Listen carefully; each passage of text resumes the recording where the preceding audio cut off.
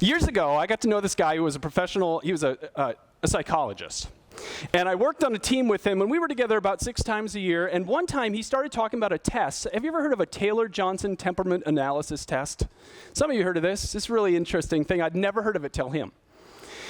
This is back in 2009. Oh, by the way, kids are dismissed for children's church. Now I have to start over. That's only for the video. I'm not starting over. We'll just leave that on the video. So they wanted me to wait to dismiss the kids so that people could hear the announcements before they go, and now I forgot the kids. So just too much to remember. Thank you. Poor kids. They're like, we have to listen to him today? Come on. Like, poor kids. Anyway, so my friend uses this Taylor-Johnson temperament analysis. He said this is the test the military uses, and I think he said they can predict with about 90% accuracy who's going to go AWOL. So this test is really well documented, tells a lot about the person. And if you know me at all, I mean, new ideas are like, cool. This is cool. And I said, could we use it in our hiring situations? And he said, sure, if you want to, give it a try. And I said, well, the good news is we just hired someone. I said, could we use it with this person? And he said, well, yeah, just have them fill out this and give me a link and I send it right to the person and say, hey, you know, you're already hired, you got the job, but I want you to fill this out. So I sent it to them, they filled it out, sent it back. My friend took way too long. Actually, I think it was during the hiring process. He hadn't got the job yet, but he took way too long to get it back to me. And he took a long time. By the time the results arrived in my inbox, the person was arriving that week that we'd hired. So I'm like, well, okay, well, wonder what these test results will say. Here are the actual test results. None of this is made up. This is exactly what arrived in my inbox the week this guy was to arrive. Indication of possible arrogance, thinking he is better than everyone else. May get frustrated when others don't do what he wants them to do. May struggle to understand why people don't like him or why they don't just do it his way. He is very opinionated and struggles to see or believe that others' opinions are as valid as his. As such, he will most likely try to persuade others to his point of view and get frustrated, even condescending, if they don't come around to his point of view. I'm not making any of this up. He may often think he's the smartest person in the room and work hard to prove to everyone that is true. And when people don't see things like he does, he could easily become dismissive of their opinions, even sarcastic or caustic toward them, putting them down as a way of defending his own perspectives. He likes to argue and will punish those who do not see things like he does. I got that the week this person arrived. I'm like, oh no, I walked out, there's staff, and I sat down and said, you're going to look at this with me. And we're like, well, you know, we've never used this before. Maybe it won't be true. You never know. I mean, maybe there's a fallibility error to this thing or, you know, error piece to this. I'm like, yeah, it was accurate.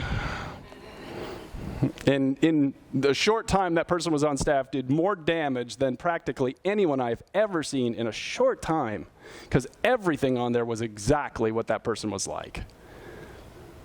It just hurt so many people.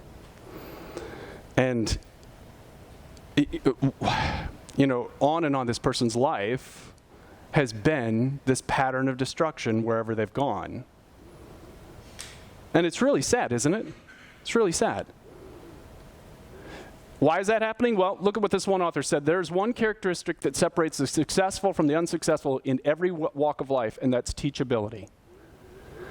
Those who are teachable and remain so usually succeed. The unteachable usually fail. No matter how much talent and gifting we have, if we are or become unteachable, we will never reach anywhere near our full potential in our careers or callings. And that's so true. That person was simply one of the most talented people I've ever known, and yet completely unteachable and failure.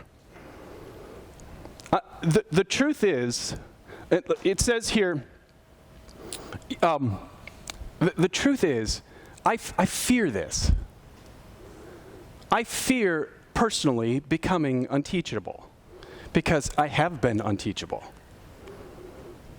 If you could get in a time machine and go back to 1991, and look at me when I was a young pastor, you would see an incredibly unteachable man. Nobody could teach me anything. I just knew it all. My parents were dumb. They didn't know anything. You know, the people at the church were dumb. They didn't know anything. I knew everything, and all of my ways were always right. Now, the scary part about that is, if you could also get in that time machine and go back and ask me, are you a teachable young man? You know what my answer would have been? Oh, yeah, I'm teachable. Oh, yeah, I'm teachable. And I clearly wasn't. You know, the Bible actually talks about that. Look at this verse. The woman named Folly is brash. She is ignorant and doesn't know it. That was me. That verse could have just been, this young man named Brian is brash. He is ignorant, and he doesn't know that he's ignorant. I had no idea. This is a scary one because if I were to ask all of you, are you a teachable person? It's unlikely that any of you would say no. Just like I wouldn't have said no. But what if it's true? What if there are areas of your life where you are unteachable? Then the reality is what the Bible says is you are being hurt, you are hurting people around you, and this is something that's not supposed to be a part of our attitude and our life. And so that's why this message today is so important.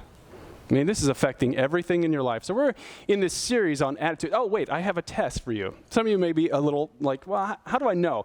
Look at these things. Do people call me stubborn? Some of you are like, I don't like this message today. Just that one question alone. It's like, I don't like this one. Do I repeat my mistakes? Or have you ever heard yourself say, why does this always happen to me? Oops. Do I have few close friends? Do I like to argue? Do I regularly have fights in my relationships? Do I have broken relationships? Am I willing to seriously consider opposing opinions? Do I get angry when people disagree? Do I dismiss other people's opinions? Do you see anything on the list that would be an indicator that you might have an issue with this today?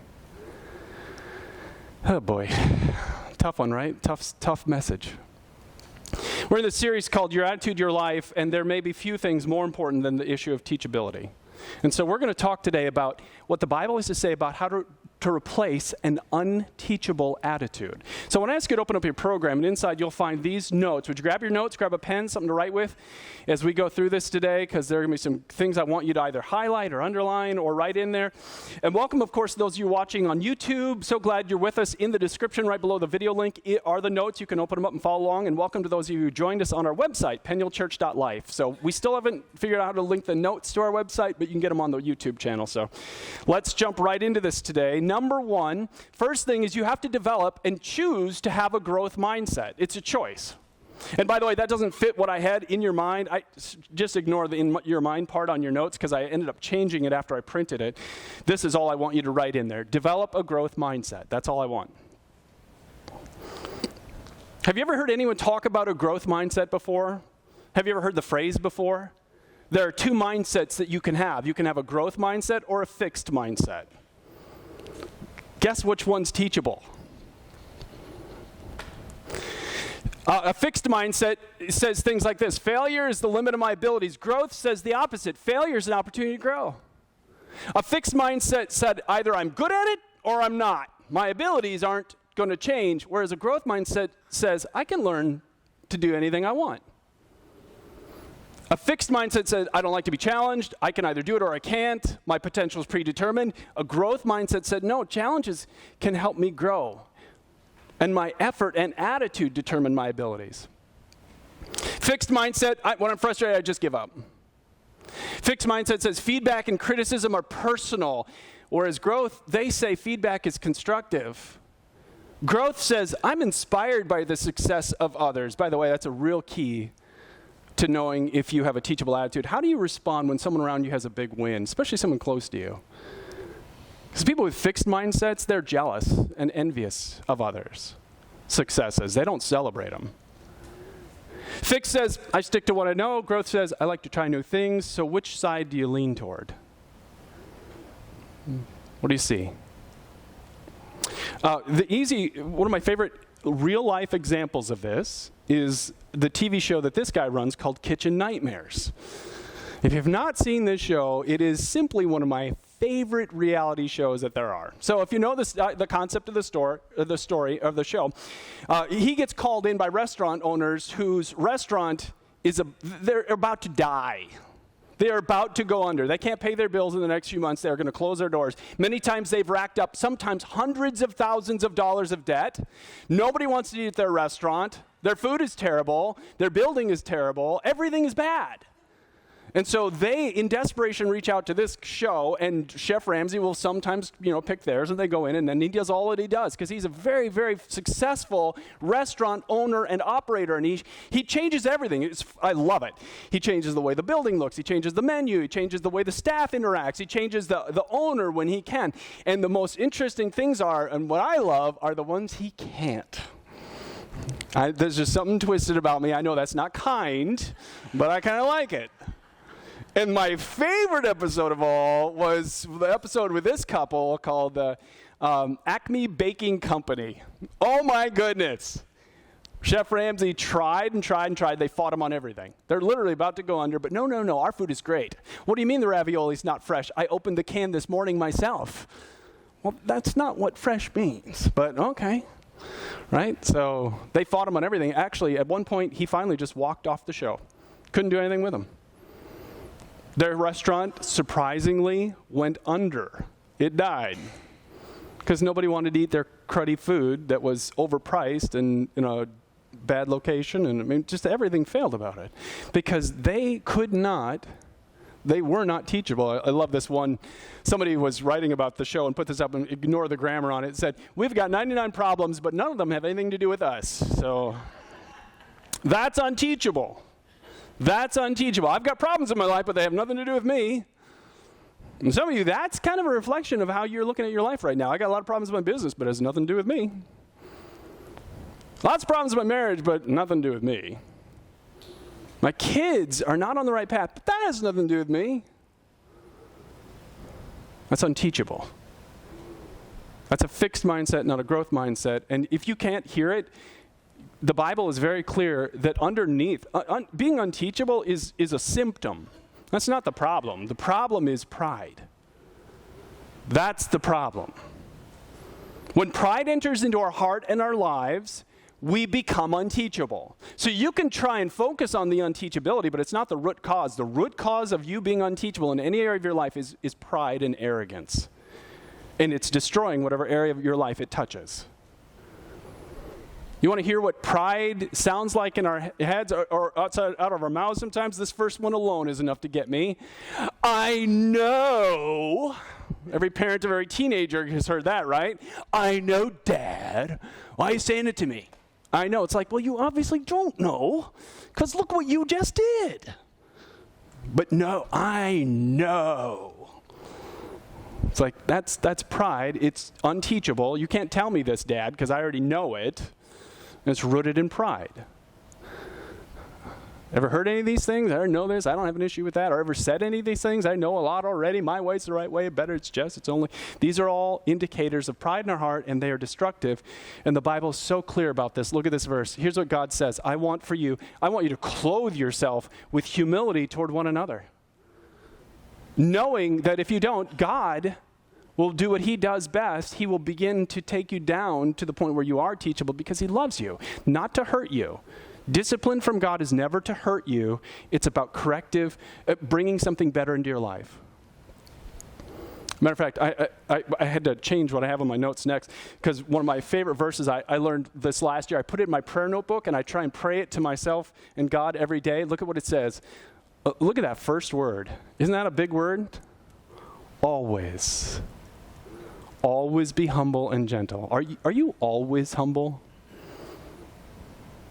And by the way, gentleness and humility go together, don't they?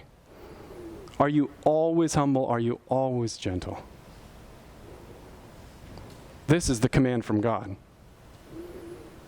And when you are humble, then you're teachable. And if you're proud, you're unteachable. The root is always down there. So I've had such a struggle with this. Very honest with you. I became aware of my pride when I was about 22 years old. That was the first time I really began to be aware that I was proud. I had no idea how deep my pride ran. But for 26 years now, I've become more and more aware of this. And I have worked really hard to change the way I think. Because my thinking is what creates the pride, which makes me unteachable. So here's some of the things that I now think and I believe that have helped me move toward humility. First is I have so much more to learn. This is always in my head. The day you stop thinking that, you're in real trouble. I have so much more to learn. I know so little about so many subjects. Matter of fact, as I was writing the message, I started thinking, making a little list of all the things I know so little about: leadership, teaching, communication, relationships, emotions, business, parenting. I could go on and on.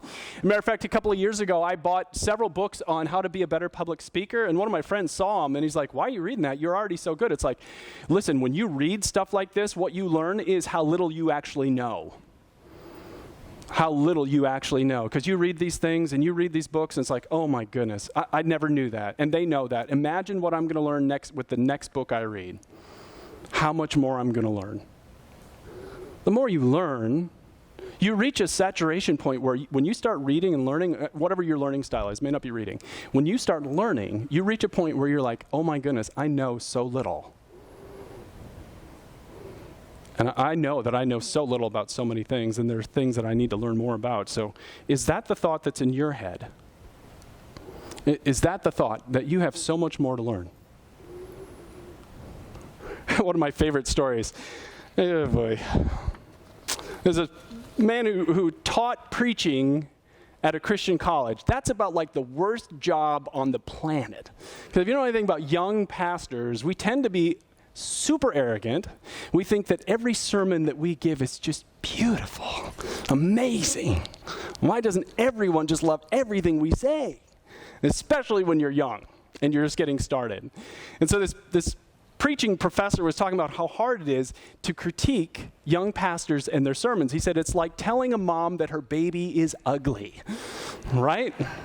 It may be true, she don't want to hear it, right? So he said you got to tell them that they didn't connect with the audience, or they weren't well prepared, or tell them mistakes, and they're just like defensive and angry. And he said, but then he said this: every now and then someone smiles gratefully as I offer my suggestions, and sometimes they even say, I want you to be really tough on me, tell me everything I'm doing wrong because I want to do this well.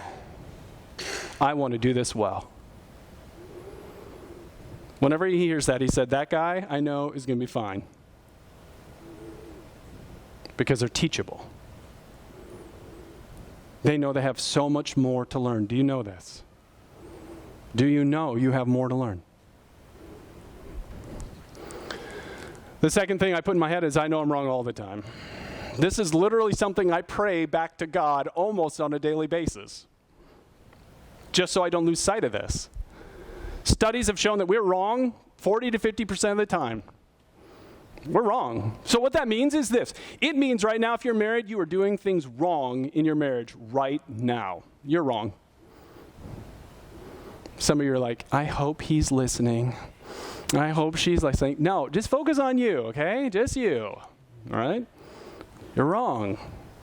You're doing things wrong in your marriage. Unless you want to claim perfection as a spouse, in which case, we want to have a chat with you, right? If you're a parent, you're doing things wrong as a parent, guaranteed. There are things you could do better that would make an improvement in your relationship with your kids. If you handle money at all, you're doing things wrong. There are things you could do better. Right? It's just true. I know this. And so if you have this mindset, it's like, oh, I'm doing things wrong. It makes you teachable, right? Because do you want to do things wrong? Do you like doing things wrong? No. If you don't have this, if you think, I'm right in every area of my life, are you teachable? No shot. Ties into the next one, and this is all written out for you. I need to apologize for mistakes. Since you know you're making so many mistakes, you better be open to apologizing because you are making them. But the fourth one is really interesting. Many of their ideas are better than mine. This is one that I keep in my head all the time. No idea I ever present is perfect. None. I never will present a perfect idea. Everything I present could get better based on the feedback of other people. Have you ever worked with somebody who thought that every idea they presented was perfect in the first form?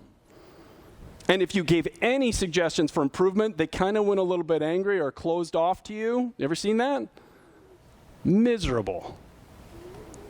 That's rooted in pride again, and it makes them unteachable, but the reality is their ideas are better than mine. How many of you have ever heard the slogan, "You can learn from anyone"? Ever heard that slogan? It's a cliche, because I bet you've never tried. So I tried. 10 days ago, I started an experiment. I made it my goal, to the best of my ability, with every person I met, that I was going to see what I could learn from them. Even if the only thing I was doing was putting that thought in my mind, I wonder what I could learn from this person. So many things happened when you do that. We can all say I can learn from anyone, but try it. One time I was standing in line behind this guy, and he was rough looking and smelled bad, and he was buying cigarettes and all kinds of stuff. I'm like, oh, what are you doing? And you can't help your first reaction. It's like, ah. But then I thought, I wonder what this young man has to teach me about life. I bet there's something he knows right now that I don't know. Do you know what happens to your attitude when you change like that? I mean, it was dramatic. His value went way up. And on top of that, you want to get to know them, and it makes you curious about them. So it's so interesting. It's like everything that God wants for us to do in the way we interact with people can come from this question. So let me ask you this. Are you serious about learning from others, that knowing that their ideas can make yours better? All right, do you see any of these things that might be a challenge for you? Do you actually have a growth mindset? See, humility drives learning. So once you get that, now you can actually do the work of learning. So the second thing is, now go get it. Go get it. Go get wisdom. Get wisdom and knowledge. It's understanding you can get this stuff.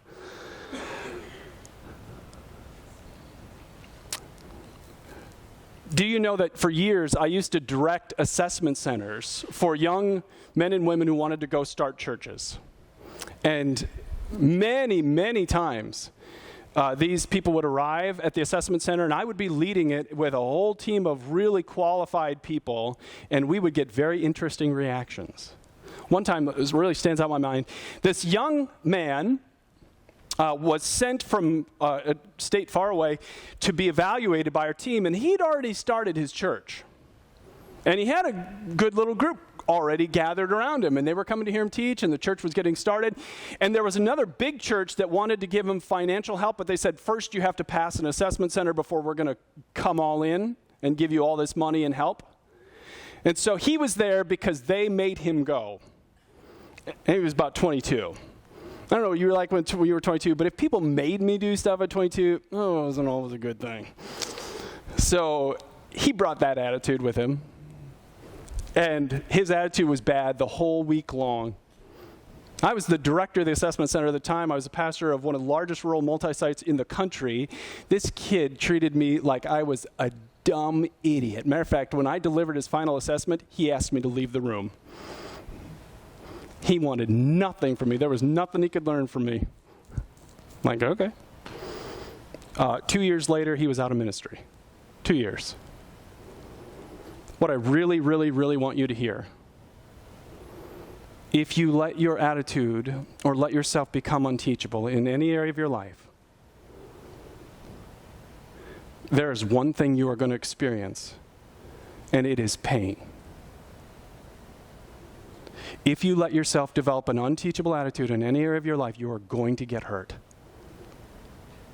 So if you're like, yeah, I just love being hurt, I love pain, okay, then you can ignore what I'm saying. But if you don't want any more pain, you have to understand that it's about teachability. And that's where the Bible is just so, I love the book of Proverbs when it comes to this subject.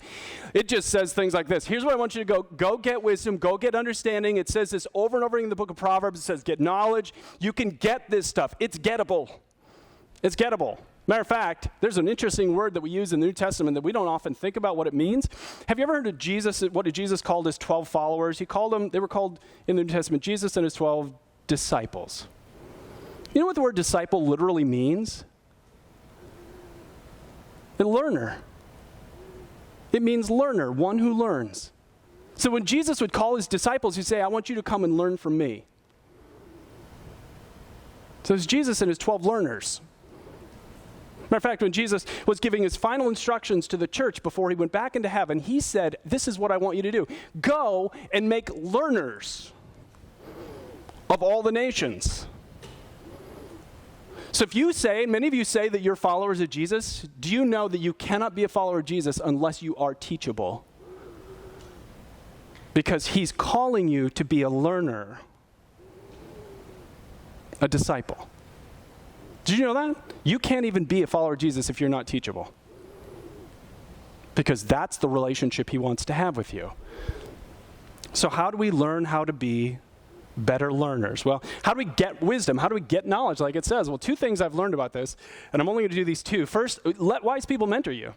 Let them teach you what they already know because you're a learner. And learner's job is to learn. Let wise people mentor you. Take a look at this verse. Proverbs is so clear about it. It says, walk with the wise and look what you get. Look what you get. You get to be wise. Do you want to be wiser? You want to be teachable? Get around wise people, and their wisdom will wear off on you. But guess what also wears off? Foolishness. So if you hang out with fools, you're going to get in trouble. So if you're like, man, my life isn't going the way I want, one of the questions the Bible would say is take a look at the people you're hanging out with. Who are the people you're closest with? Because wisdom wears off and foolishness wears off. You ever have a friend, especially in high school, that kind of goaded you into doing something you didn't really want to do, and you did it anyway, and kind of, oh boy. Right? That's what he's saying. Wisdom wears off and foolishness wears off. So it's like, all right, everyone uses this mentor word. I've sat in classes and conferences and seminars that said, hey, get mentors. And then you try and talk to people about mentoring you, and it's like, they're not going to do it. So what does this really mean? We have more advantage today. We can do this easier today than any other time in the world because you can be mentored by practically anyone you want to be mentored by in the world that we live in. Let me show you what I mean. This man's name is Andy Stanley. He pastors, I think, the largest church in the world, or for sure in America, one of the largest. He's so knowledgeable about leadership and Christianity and spiritual matters, and I let him mentor me. I have never met him, never had a conversation with him, but I listen to his podcast all the time. I read his books all the time. I let him mentor me in all things spiritual and in Christian leadership. I have a mentor. It's right there. Isn't that cool? Want to meet my mentor? There he is. That's all I'm going to meet. I'm never going to meet him, but he mentors me. This is my mentor financially, Dave Ramsey. I've taken his course 4 times. I've read his book. But if you know in the world that we live in, it's so materialistic. More is the constant message. And so to keep his mentoring in my mind, I listen to his show at least once a month. So I was trying to spend about 3 hours a month listening to his show. Dave Ramsey's show is, you don't even have to go to Sirius. You can just go to his website and listen for free. And I let him mentor me all the time financially. And this is my mentor for life, Dr. Henry Cloud. If you hear me at all, you're going to hear me talk about Dr. Henry Cloud. I talk about this guy all the time. He is a psychologist. He is so smart about life. Matter of fact, now again, I've never met him, never going to meet him. In all likelihood, I will never meet Dr. Henry Cloud. He's my mentor. So how do these people mentor me? Books, podcasts, YouTube videos, conferences, articles. Matter of fact, just for fun, I brought in some of my Dr. Henry Cloud books. These are just some. So you can see all the page marks. If I opened them up, you'd see all the things I've underlined. I let him mentor me. He gets to speak into my life. When he's on a podcast like this one, when I was searching for an image of him, I didn't know he's not a pastor, he's a psychologist. I didn't know he'd been interviewed by EL, which is this website that I've been to in the past. I'm like, great. So I opened it up. So sometime this week, I'm going to listen to that podcast. I'm going to let him teach me. You can be mentored. The Bible says, go get wisdom. Go get understanding. It's not going to just fall in your lap. You got to go get it. So I can show you how I'm getting it. Do you know, every morning when I'm getting ready in the morning, I have a podcast on my phone while I'm getting ready. I use that time. And I'm letting either Dr. Henry Cloud on a podcast, or Andy Stanley, or Rick Warren, or some of these godly people in my life mentor me. I might as well use the time, right? You can be mentored by practically anyone you want to get mentored in. What area do you need to get better in? Somebody's doing a podcast on it. You can do different ways to get learning in your learning style that will make you better. That's only one piece of it. The second piece of it, and this is so important, and this isn't just up here because it's a church and we got to say this. I believe what I put up here. You ask God for wisdom. If you want to get wisdom, go to God. And I really believe this. I will show you one of my favorite promises in the Bible. Look at this. If you need wisdom, ask our, and I love the word, this descriptive word, our generous God. He's not a tightwad God, he's a generous God. And he will give it to you. He won't rebuke you for asking. Matter of fact, quite the opposite, he'll be happy that you did. So I learned and memorized this verse years ago. And over the last, if you could hear my prayers daily, I probably ask God for wisdom at least 20 times a week. Because I'm trying to do complicated things at business or complicated things in my life. And there are many times I don't know what the right next move is. And I don't know what I'm supposed to do or how to fix something. But hey, guess what God says? If you just ask me for wisdom, it's like, here's what I want you to think of. It's like you got dials in your head. Smart dials. Wisdom dials. And God says, if you just ask me, I'll turn that dial up for you. You will be wiser. Is there any doubt in what he will do? Look at that part of the verse. He will give it to you. Now, here's my question. How many of you are sitting here today and you have huge decisions in front of you? Or you have huge problems in your life or painful things that you're trying to deal with right now? Let me ask you, have you even once asked God to make you wiser in that area of your life? We depend so little on God. We depend so little on God. You want to know why you don't have more experiences of God in your life? It's because you don't even ask. When he's promised things like this, he can make you wiser than you will ever be on your own. Some of you know what you need to do when you walk out here today. You need to memorize that verse, and you need to start praying it 10, 15 times a day, whatever you need. God, make me wise. This is the area where I need wisdom. Make me wiser. God says, go get it. And one of the places we get it is we get it from God. All right, one more thing. So let me show you let me just remind you this. Okay, so here's how this works. This is how it all fits together. First, we understand how important teachability is. I got to be more teachable. So I develop a growth mindset by being humble. Then I go get it. I get the learning I need to be better. But there's another way to learn, and that's not going to get it. That's receiving it. Someone helps you get better. And that is this. Number 3, you let it in by accepting constructive criticism. Everyone's favorite subject, constructive criticism. You don't always have to get wiser and be teachable by going to get it. Sometimes it comes to you. Well, inevitably, it will come to you. This is life. People love you enough to give you advice, give you input. I remember years ago, again, pastors really, many of us struggle with this issue of feedback, especially, like I said earlier, with our sermons. So years ago, I heard about this guy who was starting a church in Wisconsin, and he was supposed to be a really good speaker. And so I wanted a Sunday off, so I contacted him months in advance, and I said, would you come down? We'll pay for your expenses and give you a stipend, and you come and speak for me so I can have this time off. He said, no problem, great. So then I wrote him back and I said, great, here's the subject that I want you to speak about. And I had been in multiple situations where I had been invited to come speak at a different church. That happens. And one time the guy said, here's the manuscript I want you to preach on, just personalize it. And I said, okay, it's your church. That's what you want me to do. I'll do that. Another time the guy said, here's the theme I want you to speak on. And it was a super hard theme. And I'm like, oh, thank you. But that's what your church needs. I'll do that for you. It's your church. So I did the same thing to this young man. I said, well, here's what I want you to speak on. He was furious. He wrote me back and said, so-and-so says that I am one of the best Christian communicators he's ever heard. It was like on and on he went in this paragraph about how I should never tell him what to say or give him any input on it. And I'm like, so I wrote him back and said, I'm sorry, this is just a misunderstanding. You know, when I went to these churches, they asked for this, I did that.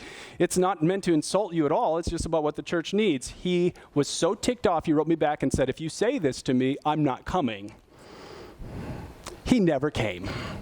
Because guess what I said? Wow. This happens. 5 years later, he was out of ministry. Done. If you become unteachable, you are headed for a lot of pain. Let me show you this verse. Look at this. The wise are glad to be instructed. Now, wait a second. Are you glad to be instructed? Are you glad?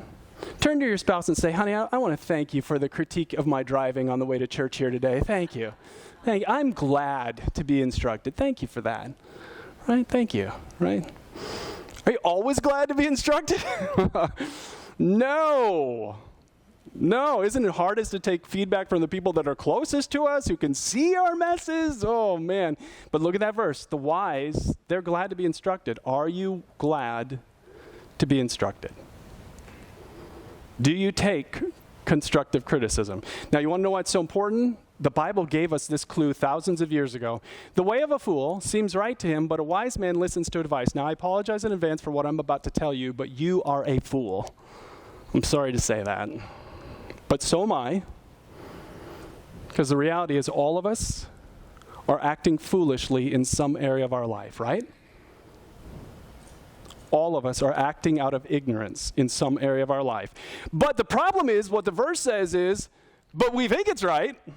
Right? Everything you do makes sense to you. Does it make sense to everyone around you? Oh, no. Many times people walk out of the room and like, what'd they say that for? What'd they do that for? But to you, it made a lot of sense. And so what's the solution? He says, well, advice. You take input from others and you go, oh, and you make a change. You take that constructive criticism into your life and you make the positive change and your life gets better. So every time I teach on this, I always say the same thing. You can't just accept advice from everybody, because the reality is you'll get 1,000 pieces of advice. Many times they conflict with each other. You know, if you do please this one, you're going to make this one mad. I mean, you got to have a filter. And so I always give you the same filters. I always evaluate the critic. Why are they saying this to you? What does their life look like? So if they're giving you financial advice and they've been bankrupt 6 times, oh well. Right? Evaluate the critic. Evaluate the critic's life. There is an element of that. One time I got this really nasty note. This person was so mad at me. They were leaving the church and they were so upset and they wrote this whole thing. And I'm like, but I knew the person's life was an absolute train wreck, a disaster. They had no friends. They lived in isolation. It's like, okay, I'm just the next one to take your cheap shots. So you evaluate the critic. The second piece of it is you look for the grain of truth. And I believe in that. Because sometimes the people who hate you are the only ones who tell you the truth. So don't just dismiss it. Always look for the grain of truth. This is important because you can learn from anyone, right? Flip your notes over in the back. Look at the bottom. There's a whole section I found online a while ago, evaluating criticism. I'm just going to zip through some of these. How was the criticism given? Was it given out of, like condemnation or out of love for you? That matters. Why was it given? Were they just trying to hurt you? I actually had a man once say to me, I just wanted to hurt you. He said it. He was honest. Okay? Or was it given out of love for you because they care about you? Third, does a person criticize you regularly, or is it uncommon? So here's a big one. Listen to this. If you have a good person in your life and they take a risk and give you some advice and they don't normally do that, you better stop. Fourth bullet, is the person usually accurate in their corrections? And then the last one, are other people saying it too? So flip your notes back over and write this in letter C. Ask your friends for input, the people that are closest to you. I got this criticism. I'm not sure if it's true. Is there anything you think I need to add to do based on what happened? Now, this is where I just love this. Again, let me go back to one of my mentors, Dr. Henry Cloud. I was listening literally to a podcast a couple of weeks ago, and he was being interviewed. And he told about this. So at the end of one year, he said this. I prayed to God. He's a devout believer. He said, I prayed at the end of the year, God, what character flaw should I work on? Okay, you want a prayer for tomorrow? Pray that prayer. God, what character flaw would you like me to work on next? Do you have the courage to pray that, by the way? Because God will hear your prayer. And because he loves you, he will begin to put things in your life to help you become aware of what flaw he wants you to work on next. I'm not afraid to pray that prayer. God, I don't want blind spots. So you go ahead, show me what flaw you want me to work on next. So he prayed that prayer. Well, This is what God did. He said, I was in a life group for 8 years. Listen to who was in his life group with him. Another psychologist, 3 psychiatrists, and a pastor. Because this is a super brain group. He'd been in it for 8 years. He said, one night, we were discussing something, and one of the other female psychologists brought up something about an article she read, and it's Dr. Cloud. He said, I started talking about it, and she interrupted, and she said, you really bug me sometimes. I was like, what? He said, I do? He said, yeah, when you do what you just did. A lot of times I'll be talking and that'll stir something inside you and you'll go off in a totally different direction, and then it makes me feel like you're not even listening, and why am I even here? So Dr. Cloud was telling the story, and he said to the person interviewing him, he said, outside I was trying to be mature and apologetic, but inside, he said, I was analyzing her. Oh, she had an abusive father. This is just transference. That's what this is. You know, she hates all men. He said, I was diagnosing it inside, just dismissing it away, but on the outside being very mature and apologetic. He said, so that happened that day. The next day, he goes to the office, and he walked into the controller's office, he said, because he needed a report. And the secretary said, it's down in accounting, and she said, I'll go get it for you. And he said, no, I'll just go get it. And she said, no. I'll go get it for you. He said, no, I can just get it on my way. She said, no, I'll go get it for you. And he's like, he could sense then the resistance. He said, why don't you want me to go get this report? And she said, well, because you'll go down there in work mode. You won't notice that people have any feelings at all. You'll go off on your own ideas, not pay attention to where they are, and they'll be upset and feel slimed, and I'll spend the rest of the afternoon with someone crying in my office. Okay, how'd you like to hear that? You're a professional psychologist, you teach this stuff for a living, doesn't mean you do it all. He's like, what? She said, yeah, you do this thing and it really bugs me. Not kidding. God has such a sense of humor. It really bugs me. You'll get something in your head and you go off in a direction, it feels like you're not even listening. He said, really, I do that? And he thought, coincidence. The next day, he said he was at a staff meeting talking about cases, and an internist said afterwards, can I talk to you about something? Yeah, I'm not kidding. You really bug me. Okay, he's like, got it.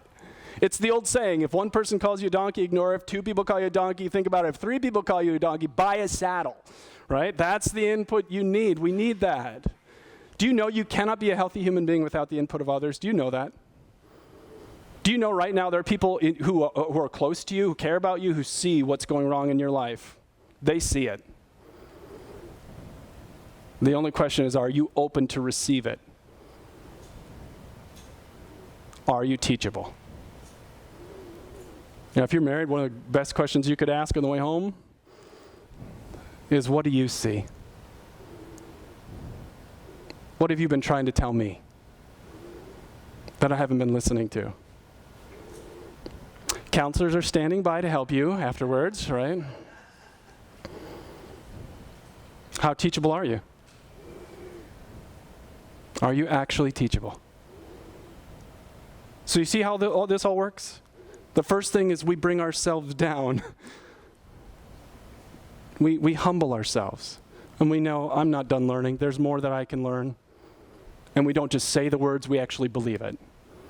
And then we go on a hunt to gain more learning, and then when it comes to us, we receive it. Now, which of those 3 is the one you struggle with the most? Which of those 3 is the one you struggle with the most? Because some of you know what you need to do this next week now. If you're, some of you, like I said, you came in here today and you would say that you are a follower of Jesus. Okay. You're a disciple of Jesus. That's what he told us to go make disciples. So you're claiming that. Here's my question. When was the last time Jesus taught you anything? When was the last time you had a spiritual aha moment? He's the teacher. You're the student, the learner. Are you learning anything from him? If you're not, then why not? Do you not have a Bible? We will give you one for free. You can read a chapter or two a day, Matthew, Mark, Luke, and John, the words of Jesus. Listen to what he has to say. Let him teach you something. If you're not learning, why not? Because he wants to speak. He wants to make your life better. He loves you. If you're just exploring your faith with us, the thing that we want you to understand, to learn, is why the cross was so important. The pivotal moment in human history. Because what was taking place on the cross 2,000 years ago was God himself dying for all of us. Jesus laying down his life for all of humanity, because the Bible says to be in heaven, to be with God, you have to be more than just a good person. Jesus said, if you want to be with my Father, you have to be perfect. And when people learned that 2,000 years ago, just like today, there's a gasp. It's like, wait, I'm not perfect. Right. You're not. No one is. So that's why he came.